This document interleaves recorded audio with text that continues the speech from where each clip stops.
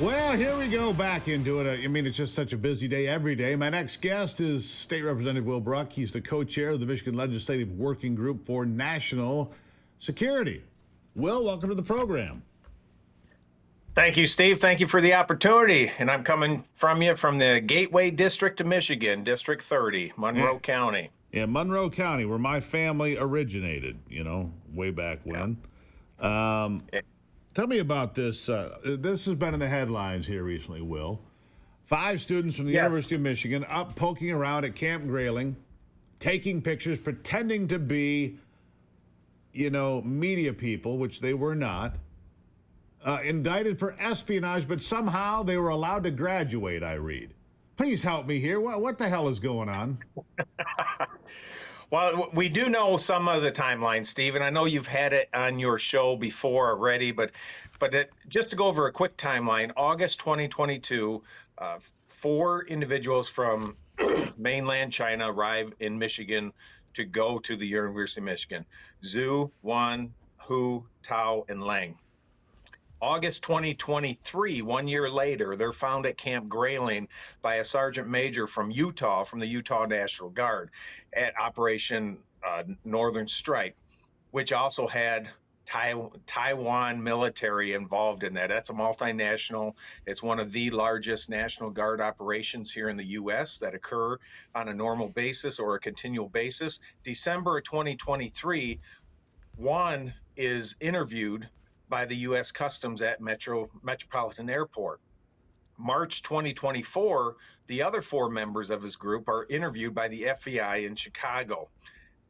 They take a trip to Iceland in 2024, and in May 2024, they leave the U.S., and then just this month, October 1st, they are indicted for various charges, falsifying records, making images disappear, and not telling the truth about why they're at Grayling. Well, they're there because they're spies, quite honestly. I mean, let's just cut to the chase here. I don't need, I'm not a conspiracy theorist to hear the facts, Will. The facts are they came in under false pretenses. They found themselves at Camp Grayling that has absolutely nothing to do with studying at the University of Michigan. They're taking photographs, they delete photographs, they delete files, and then they flee the country when things get too hot. How many others? That's the question people have. How many others?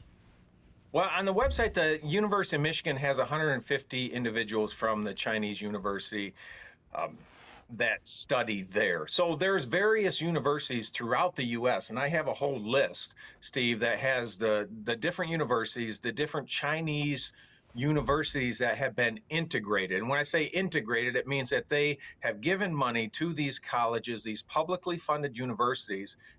They funnel millions of dollars into these universities to have their university as a partnership on these universities. It just so happens, though, many of these universities that they are partnered with and have their, their Chinese CCP-funded university in also do a lot of DoD research and grant research as well for the Department of Defense, and University of Michigan is one of those.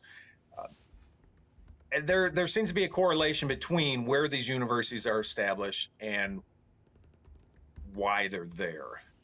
What do you mean by that? I mean, look, the correlation is this. We have tens of thousands of Chinese nationals that are in America at hundreds, thousands of universities and colleges. Why would we trust any of it? I mean, people say, well, this is just an isolated case. No. The only thing isolated about this is that they got caught. That's the only thing isolated about this. There's many others that have been caught since in 2020. In 2020, there was a individual that was sentenced for 20 years for this.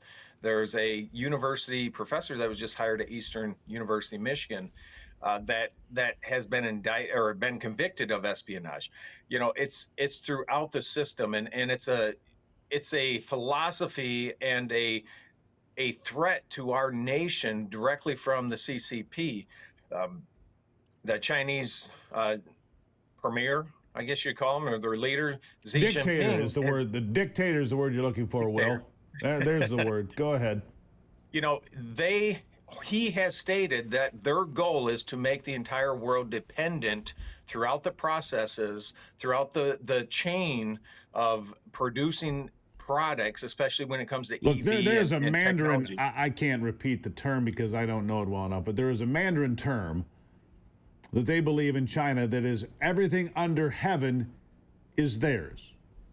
That's everything. And that means that it's not just Taiwan that is a province in waiting in their minds. They believe that every country on the planet is a province in waiting. Everything under heaven belongs to the Chinese. It's truly what they believe at the CCP. That's fact. And they have a 100-year plan, and they're working it very, very well. The only, I know you've had this on your show a couple times already. You've mentioned it, but one thing that I can't bring any new information to you in your show outside of that. I'm the co-chair of the Michigan Legislator Working Group on National Security, and I want to highlight that we just sent a letter to the governor. We sent a letter to the president of the University of Michigan requesting meetings with both of them and highlighting the fact that a year ago we introduced legislation that would assist with this. We introduced an entire package of CCP and hostile state related bills that address one of those bills. My bill particularly addressed the higher education and the way that the CCP and other hostile nations are giving grants to, it's more of a pay to play idea, to these universities in order to get their universities, they're Chinese funded, they're Chinese directed, and CCP owned universities into our publicly funded universities. So it was back in 2023, that we introduced this bill package. We've done multiple press releases regarding it. And, the whole thing about EV and Goshen, et cetera, we see Chinese influence. We see public funds going directly to Chinese companies that are competing with us and, very conveniently located next to many of our DOD sites. Yeah, how we allow that to happen is unbelievable. It should not be allowed.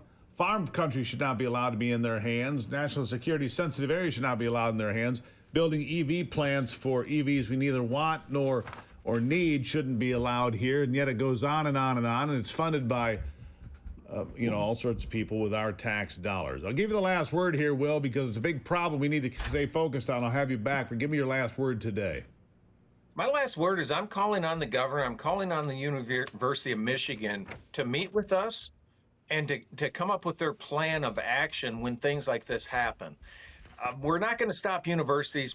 Most likely, we're not going to stop universities, foreign universities, for coming and studying at our universities. But the problem with the CCP is that they're installing their own university that has a direct influence on our universities. They're extracting our technology. They're extracting and creating and doing espionage on the side, while they're looking at stars up north. They're doing these things. And I'm calling on the governor. I'm calling on these presidents of the universities to come and meet with us and give us their plan on how we're going to avoid catastrophe through this process. Good idea, Will. Good idea. Will Bruck, Michigan's 30th Congressional District. Thank you, sir. Keep up the good work. Thank you, Steve. Appreciate you. All right. We'll take a break and be back on the Steve Gruber Show.